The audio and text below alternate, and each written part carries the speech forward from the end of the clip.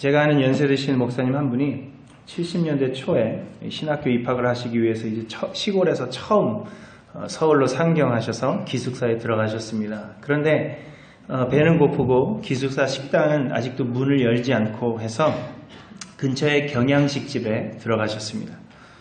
생전 처음으로 이 경양식이라는 그 식당을 들어가 보셨는데 메뉴를 봐도 뭐가 뭔지 하나도 모르겠는 겁니다. 왜냐하면 그 경양식의 메뉴가 다 영어로 써져 있었거든요. 그래서 이 목사님이 제일 메뉴 위에 있는 것 그것을 시켰는데 그것이 pork cutlet이었습니다. 여러분 pork cutlet이 뭔지 아세요? 돈가스죠. 옛날 경양식 집에서 팔던 이 돈가스의 공식적인 이름이었습니다. 그런데 이 목사님이 그걸 알 리가 없죠. 그래서 돈가스를 손으로 지목해서 시키셨습니다. 어느 정도 시간이 지나니까 종업원이 그렇게 깊지 않은 접시에 하얀 수프를 하나 들고 나온 것입니다. 여러분 옛날 경양식 집에 가보신 분들은 아시겠지만 돈가스를 시키면 먼저 하얀 수프가 나오고 그걸 다 드시고 나면 돈가스가 이제 나오게 됩니다. 그런데 이 사실을 모르셨던 이 목사님은 그 수프를 받아 드시고는 야, 서울이라 그런지 굉장히 비싸다. 이거 뭐 몇 숟가락 되지도 않는데 생각하시고 수프를 드시고 돈가스가 나오기 전에 집으로 오신 것입니다. 기숙사에 돌아와서 친구들에게 이제 이야기를 한 뒤에야 수프를 먹은 다음에 돈가스가 나온다 하는 사실을 아신 것입니다. 그래서 그 다음날 다시 식당을 찾아갔더니 다행히 종업원이 알아보고는 어제 먹지 못한 돈가스를 내와서 그 돈가스를 먹고 돌아오셨다 하는 그런 이야기입니다. 여러분 스프만 먹고 온 사람이 내가 돈가스를 먹었다 라고 이야기한다면 여러분 얼마나 어리석은 일이 되겠습니까? 그런데 오늘날 많은 크리스찬이라 자청하는 많은 사람들 가운데는 이렇게 안타깝게도 스프만 먹었음에도 불구하고 내가 돈가스를 먹었다 그렇게 생각하는 사람이 있다 하는 것입니다. 곧 많은 사람들이 자신이 구원을 얻었다 그렇게 확신하고 있지만 사실은 구원의 맛을 조금 본 것뿐인데 구원받는 것으로 잘못 알고 있는 그러한 사람들이 있다 하는 것입니다. 오늘 본문의 이야기가 그것을 우리들에게 말씀해 주십니다. 오늘 본문을 보시면 예수님께서 10명의 나병 환자들을 고쳐주셨습니다. 예수님께서 예루살렘으로 가시는 길에 사마리아와 갈릴리 사이로 지나가시게 됩니다. 그런데 어떤 마을에 이르러서는 10명의 나병 환자들이 예수님을 부르며 자신들을 불쌍히 여겨달라 그렇게 소리를 지르는 것입니다. 그러자 예수님께서 이들을 보시고는 제사장에게 가서 몸을 보이라 그렇게 말씀하셨습니다. 이 10명의 나병 환자들은 예수님의 말씀대로 제사장에게로 가는 도중에 병이 낫고 몸이 깨끗하여졌다 하는 것이 오늘 본문의 내용입니다. 그런데 이 병고침을 받은 10사람 중에서 단 한 사람만이 예수님께로 돌아오게 된 것입니다. 그러자 예수님은 10사람이 다 깨끗함을 받은 것이 아니냐? 그 9은 어디 있느냐? 이렇게 물으십니다. 그런 후에 이 돌아온 한 사람에게만 일어나 가라 내 믿음이 너를 구원하였느니라 이렇게 선포하신 것입니다. 예수님께서는 10명의 나병 환자들을 고쳐주셨지만 그 누구에게도 구원을 선포하지 않으셨습니다. 그저 제사장에게 가서 너희 몸을 보이라 그렇게 말씀하셨고 보이러 가는 도중에 그들의 병을 고쳐주신 것 뿐이십니다. 그러나 예수님께로 돌아온 이 한 사람에게만 내 믿음이 너를 구원하였다 하시며 그에게 구원을 선포하고 계시는 것입니다. 10명이 고침을 받았지만 그러나 구원의 선포하심을 얻은 자는 오직 한 사람뿐이라 하는 것에 우리는 주목해야 할 것입니다. 병을 고침받은 10사람 모두는 직접 예수님을 만난 사람들이며 예수님께 큰 은혜를 받은 사람들입니다. 예수님께서는 예루살렘으로 가시기 위해서 이 사마리아와 갈릴리 사이로 지나가셨다 그렇게 말씀하십니다. 사마리아와 갈릴리 지역은 여러분 아시는 대로 모두 다 가난하고 소외되고 사람들에게 멸시를 당하는 그러한 사람들이 살던 지역입니다. 그래서 웬만한 유대인들은 그곳으로 잘 지나다니지 않는 그러한 지역입니다. 사회적으로 유명한 사람이나 혹은 종교 지도자들이 그곳을 지날 것이라 상상할 수 없었던 그러한 곳에서 그것도 일반 사람들이 아니라 사람들에게서 격리되어 살아야 했던 이 나병 환자들이 예수님을 만나게 되었으니 이들의 인생에 다시 찾아올 수 없는 큰 경험이요 평생을 두고 자랑할 만한 일이 분명한 것입니다. 더군다나 당시 예수님이 가시는 곳마다 사람들이 몰려들어서 예수님께 가까이 나아가는 것 또한 어려운 때였습니다. 그래서 이들은 멀리서 소리를 지를 수밖에 없었음에도 불구하고 예수님께서 이들의 병을 고쳐주셨습니다. 놀라운 은혜가 아닐 수 없습니다. 이들은 모두 대부분의 사람들이 평생에 한 번도 경험해보지 못할 그러한 놀라운 은혜를 받게 된 것입니다. 이들은 아마도 살아가면서 내가 예수님을 만났다, 예수님이 나의 질병을 고쳐주셨다 그렇게 말하며 평생 동안 예수님과의 그 친분을 과시하고 예수님께 받은 은혜를 자랑했을 것이 분명합니다. 그러나 오늘 본문이 우리에게 분명하게 말씀해 주시는 것은 예수님의 은혜를 받은 사람은 10명이지만 평생을 통해서 예수님의 은혜를 자랑하는 사람은 10명이지만 구원을 얻은 사람은 단 한 사람뿐이었다 하는 것을 말씀해 주시는 것입니다. 나머지 9사람은 예수님의 놀라운 능력을 경험하였고 또 예수님의 은혜를 받은 사람들이지만 그러나 구원을 얻지 못한 채 구원의 맛을 본 것으로 그쳤다 하는 것입니다. 마찬가지입니다. 여러분, 우리도 예수님을 알고 예수님을 믿으며 또 예수님의 능력을 경험하고 예수님께서 우리에게 부어주시는 은혜를 받을 수가 있습니다. 우리가 기도함으로 하나님께서 우리의 기도에 응답하셔서 우리의 소원을 들어주실 수가 있고 하나님의 말씀을 읽음을 통하여서 상한 심령에 우리가 위로를 받을 수가 있습니다. 우리의 질병이 나음을 입을 수 있고 우리의 상처들이 치유함을 받을 수가 있고 세상이 경험할 수 없는 그러한 놀라운 기적들을 우리의 삶 가운데 경험하며 우리는 살 수 있습니다. 그러나 오늘 본문을 통해서 우리에게 분명하게 말씀하시는 것은 이러한 신비스럽고 놀라운 경험들과 우리가 하나님께 받은 수많은 은혜들이 우리의 구원의 증거가 될 수는 없다 하는 것을 말씀해 주시는 것입니다. 하나님은 모든 사람들에게 은혜를 베푸시는 분이십니다. 하나님은 선한 사람과 악한 사람에게 동일하게 해를 비추시며 동일하게 비를 내려주시는 분이시라 말씀하십니다. 선한 사람만 피해서 주시는 것이 아니라 선한 자나 악한 자나 해를 내리시고 비를 내리십니다. 하나님을 알지 못하는 악한 자들에게도 하나님은 재능을 허락하셨고 세상의 모든 사람들이 열심히 수고한 대로 그 열매를 거두어 먹게 하셨습니다. 하나님은 지난날에 대한 수모에 대한 그 보상과 또 자신의 명예 회복을 위해서 잘못된 동기로 기도하는 입다의 기도를 들어서 전쟁에서 승리하게 하셨고 하나님의 명령을 어기고 범죄한 삼손의 그 마지막 기도를 들어서 그의 명예를 회복시켜 주셨습니다. 악한 왕 여호아스의 기도에도 하나님 응답하셔서 응답을 하셨고 자신의 욕심을 위해서 사람을 죽이고 포도원을 빼앗았던 그 아합이라는 왕의 그 기도도 하나님께서는 들어주셨습니다. 하나님은 사랑이시며 하나님은 우리를 불쌍히 여기시는 분이시기 때문에 우리의 기도와 간구에 일반적인 은혜를 베풀어 주시는 것입니다. 그러므로 여러분, 이 일반적인 은혜를 특별히 많이 받았다고 해서 그것이 구원의 증거가 되지 못한다는 것입니다. 내가 기도의 응답을 많이 받았다고 해서 그것이 내가 구원받았음의 증거가 되지 못하고 내가 다른 사람들보다 더 많은 은혜를 이 세상에서 받았다고 해도 그것이 우리의 구원의 증거가 될 수 없다 하는 것입니다. 마태복음 22장에서 예수님은 청함을 받은 사람은 많으나 택함을 입은 사람은 적다 말씀하셨습니다. 히브리서 6장에 보시면 한 번 비침을 얻고 하늘의 은사를 맛보고 성령의 참여한 바 되고 하나님의 선한 말씀과 내세의 능력을 맛보고 타락한 자들은 다시 새롭게 하여 회개할 수 없다 우리에게 말씀하십니다. 맛본 자가 있지만 그러나 영원한 구원을 얻지 못한 자가 있다 하는 것을 우리에게 말씀해 주십니다. 우리는 우리의 기도의 응답을 자랑하고 우리가 받은 여러 은혜들과 우리에게 있는 여러 가지 은사를 자랑합니다.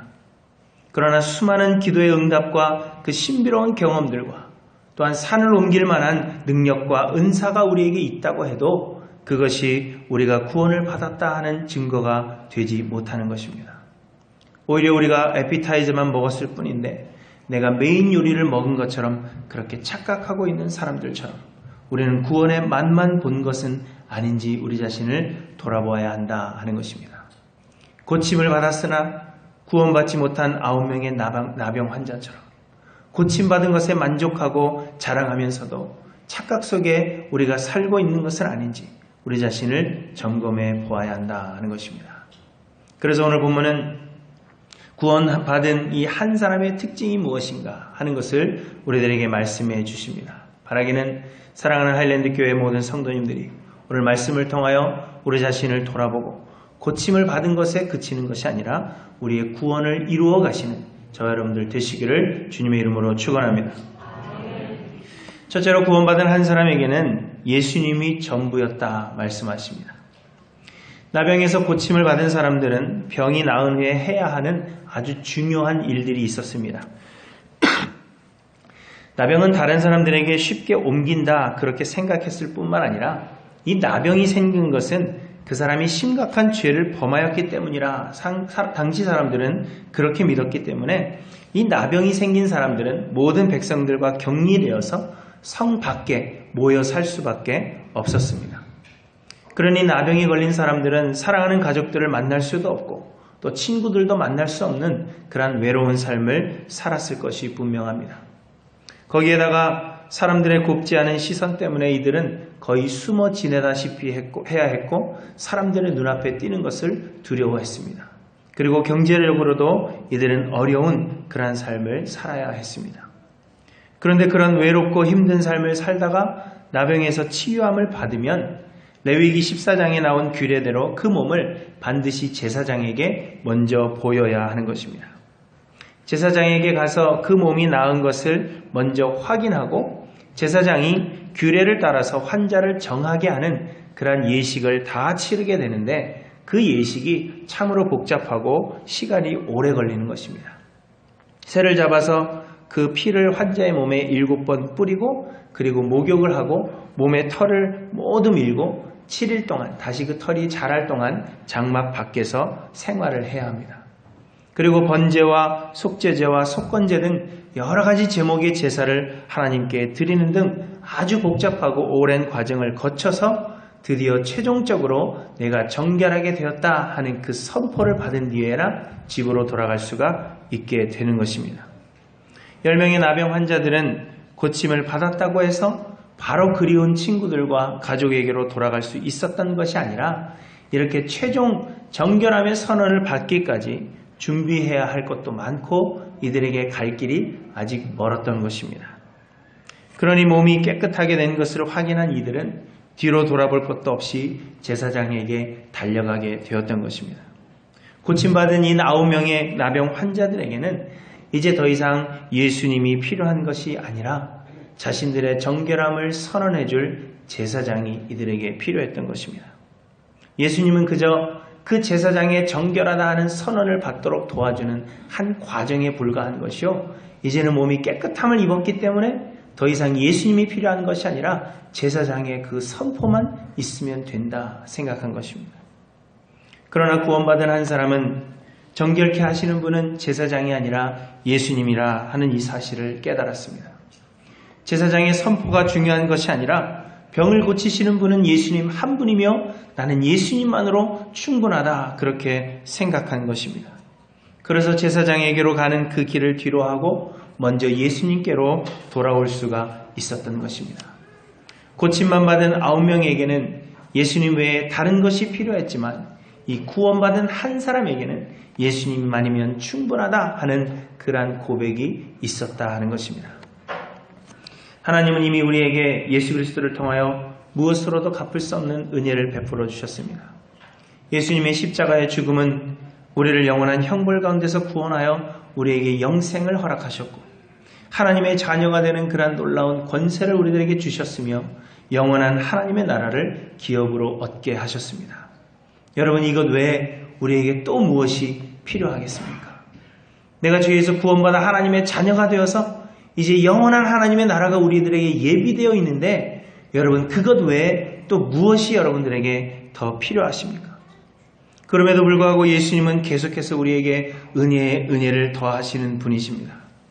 우리는 예수님께 다른 어떠한 것을 더 구할 수가 없고 하나님이 우리에게 더해 주시는 이 은혜는 우리가 요구할 수 있는 그러한 사항이 아니라 하는 것입니다.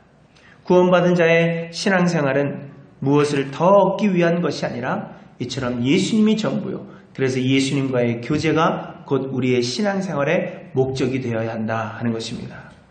구원받은 사람은 예수님을 믿음을 통하여서 내가 무엇인가를 더 얻겠다 하는 것이 아니라 예수님 한 분으로 만족하고 예수님과 교제하며 예수님을 알아가는 것, 그것이 우리의 신앙생활의 목적이 되는 것이라 하는 것입니다. 사랑하는 성도 여러분, 여러분의 신앙생활의 목적은 세상에서 무엇인가를 더 얻기 위한 것이 아닙니까? 아니면 무엇으로도 갚을 수 없는 그 은혜를 베푸신 예수님과 함께 거하는 것이, 그분과 동행하며 교제하는 것이 나에게 힘이 되고 삶의 목적이 되며 나의 기쁨이요 나의 전부라 여러분 고백할 수 있으시겠습니까? 우리가 예수님 한 분만으로 만족할 수 없다면, 그래서 아직도 예수님 외에 우리가 그 다른 무엇인가를 간구하고 있다면 우리가 구하는 그 모든 것을 다 받는 은혜를 경험한다 할지라도 우리는 구원에 이를 수 없다 하는 것을 여러분 기억하시기를 바랍니다. 둘째로 구원받은 한 사람은 하나님께 감사하며 영광을 돌렸습니다. 예수님께서 10명의 나병 환자를 고쳐주신 데에는 목적이 있었습니다. 이 나병 환자들은 그들의 죄 때문에 병이 생겼다 그렇게 믿었기 때문에 이 나병이 생기면 그들은 죄인이라 하는 낙인이 찍혔습니다. 그래서 죄인이기 때문에 이스라엘의 회중에 들어갈 수가 없었고, 그래서 병을 가지고 있는 동안에는 하나님을 예배할 수 없고 하나님께 제사할 수가 없었습니다. 그러한 그들의 나병을 예수님께서 고쳐주신 것은 그저 육신의 이익을 위해서 너희들이 가족들과 함께 지내며 행복한 삶을 살아라 그렇게 고쳐주신 것이 아니라 그동안 들어가지 못하였던 그 이스라엘의 회중에 다시 들어가게 하시며 그동안 하나님을 예배하고 제사하지 못하였던 그들에게 다시금 하나님을 예배할 수 있도록 예수님께서는 그들의 병을 고쳐주신 것입니다. 그들의 삶 속에서 그동안 함께하지 못했던 그 예배의 삶을 회복해 하시기 위해서 예수님은 그들의 병을 고쳐주셨다 하는 것입니다. 그러나 예수님께로 돌아와 하나님께 예배하며 영광을 돌린 사람은 오직 한 사람, 그것도 사마리아인이기 때문에 평소에 이스라엘의 회중에 들어갈 수 없는 그 한 사람뿐이었다 하는 것입니다. 그래서 예수님은 다른 무엇보다도 먼저 하나님께로 돌아와 영광을 돌리는 일을 행한 이 한 사람, 비록 이가 사마리아인이지만 그러나 하나님께 돌아와 영광과 예배를 돌린 이 사람에게 구원을 선포하고 계시는 것입니다. 마찬가지입니다. 하나님께서 우리에게 은혜를 베푸시는 것은 우리의 육신의 이익만을 위해서가 아니라 우리가 그 은혜에 감사함으로 반응하여서 하나님을 예배하도록 하시기 위함입니다. 그러므로 우리가 하나님께 얼마나 많은 은혜를 받았는가, 얼마나 놀라운 경험들을 우리는 했는가 하는 것이 중요한 것이 아니라 중요한 것은 그 받은 은혜들이 우리를 예배의 자리로 인도하고 있는가 하는 그 사실이 중요하다 하는 것입니다. 하나님을 예배하는 삶을 우리가 살지 않는다면 결코 구원을 이룰 수 없다 하는 것입니다. 이 자리에 앉아 계신 분들은 일주일에 한 번씩 와서 예배 드리기 때문에 혹은 나는 금요일도 나오고 새벽 기도도 나오게 하니까 염려 없다 생각하실지 모릅니다. 그러나 여러분, 예배는 의식이 아니라 반응입니다. 하나님의 놀라운 성품, 하나님이 행하신 놀라운 일들, 그리고 하나님께서 우리에게 베풀어 주신 그 놀라운 은혜에 감사함으로 반응하는 것이 예배라 하는 것입니다. 곧 일주일에 한 번씩 이 자리에 나와서 드리는 지금 우리가 드리고 있는 이 의식만이 예배가 아니라 우리의 삶으로 하나님 앞에 반응하는 것, 그것이 곧 예배라 하는 것입니다. 매일의 삶 속에서 하나님의 은혜에 대한 반응으로 흘러나오는 감사와 찬송이 우리에게 있는지, 우리에게 말할 수 없는 사랑을 베푸시는 그 하나님의 은혜를 더 알고 싶어서 하나님의 말씀에 대한 사모함이 우리에게 있는지, 하나님의 사랑에 감격하고 감사하여서 그 사랑 전하지 않고는 어찌할 수 없는 그러한 풍성함이 우리에게 있는지, 그리고 우리 주변에 그 하나님의 사랑을 전하고자 하는 봉사가 우리의 삶에 나타나고 있는지 하는 것을 돌아보아야 한다 하는 것입니다. 한 번 나와서 드리는 그 의식으로 만족하는 것이 아니라 우리의 삶의 여러 부분에서 터져나오는 하나님으로 인한 그 반응이 곧 예배라 하는 것입니다. 우리의 구원받은 증거는 은혜의 많고 적음이 아니라 그 은혜로 인한 하나님을 향한 우리의 반응입니다. 예배하는 삶을 사는 것이 우리가 구원받은 자임을 증거하는 것입니다. 사랑하는 성도 여러분, 여러분 구원받았음을 확신하십니까? 그렇다면 받은 은혜를 자랑하는 것으로 증명하지 마시고 하나님을 예배하는 그 삶으로 우리의 구원을 증거하시는 저와 여러분들이 되시기를 바랍니다. 마지막으로 구원받은 이 한 사람은 예수님에 대한 특별한 믿음, 곧 다른 믿음을 가지고 있었습니다. 예수님께서는 구원받은 한 사람에게 내 믿음이 너를 구원하였다 말씀하셨습니다. 내가 믿음이 있어서 그래서 내가 구원받았다 그렇게 말씀하신 것입니다. 그렇다면 여러분 다른 9사람은 믿음이 없었다는 그러한 이야기입니까? 그렇지 않습니다. 다른 9사람들도 모두 뛰어난 믿음을 가지고 있었습니다. 예수님은 나병 환자들에게 그 병을 직접 고쳐주신 것이 아니라 그저 제사장에게 가서 너희 몸을 보이라 말씀하셨고 이 10명의 나병 환자들은 그 제사장에게 가는 도중에 병이 나았다 그렇게 말씀하고 있습니다. 대단한 믿음이 아니고서는 결코 그렇게 할 수 없는 것입니다. 병이 아직 낫지도 않았는데 내 몸에 아직 문둥병을 가지고 있는데 그 몸을 가지고서는 사람들 앞에 가까이 갈 수가 없는데 그리고 특별히 제사장을 만난다 하는 것은 있을 수 없는 일임에도 불구하고 예수님께서 가서 제사장에게 내 몸을 보이라 하는 그 말씀 하나만 가지고 이들은 제사장에게 달려가다 병이 나은 것입니다. 대단한 믿음이 아니고서는 이렇게 할 수가 없는 것입니다. 그렇지만 이 9명의 나병 환자들과 구원받은 한 사람의 믿음에는 분명한 차이가 있었습니다. 9명의 나병 환자들은 예수님이 그들의 병을 고쳐주실 수 있다 하는 그 사실, 예수님이 말씀하시면 병이 나을 수 있다 하는 그 사실에 집중한 것입니다. 곧 그 사실을 믿은 것입니다. 내 병이 나을 수 있다 하는 그 사실을 믿은 것입니다. 그러나 구원받은 한 사람은 예수님의 능력을 경험한 순간 예수님이 단순히 병을 고치실 수 있다 하는 그 사실을 믿은 그 믿음에서 그친 것이 아니라 예수님이 누구신가 하는 그 믿음, 예수님이 세상을 주관하시는 주관자시오, 세상을 창조하신 하나님이시오, 우리를 죄에서 구원하실 수 있는 세상의 주인이 되신다 하는 것에 대한 그 예수님에 대한 믿음으로 변화하게 된 것입니다. 그래서 예수님을 자신의 삶의 주인으로 그는 영접하게 된 것입니다. 16절에 그가 예수의 발 앞에 엎드렸다 하는 대목에서 알 수가 있습니다. 예수님의 발 앞에 엎드렸다 하는 것은 예수님을 주인으로 고백하였다 하는 것이요, 그 앞에 자신을 겸손하게 낮추고 종의 자세를 취하고 있다 하는 것을 말씀하고 있는 것입니다. 구원 얻은 한 사람의 믿음은 사실을 믿는 그 믿음에서 그친 것이 아니라 예수를 주인으로 영접하고 그 앞에 굴복하는 그러한 믿음이었다 하는 것이 다른 사람들과의 가장 큰 차이를 만들어내게 된 것입니다. 아멘. 여러분 지금도 수많은 사람들이 예수님을 믿는다 그렇게 고백합니다. 그러나 대부분의 사람들은 병고침만 받은 이 9명의 나병 환자들처럼 예수님을 그저 우리의 기도를 들으시고 소원을 들어주시는 능치 못한 일이 없으신 분으로만 믿고 있는 것입니다. 그러나 구원을 얻는 믿음은 예수님을 주인으로 고백하는 믿음이라 말씀하십니다.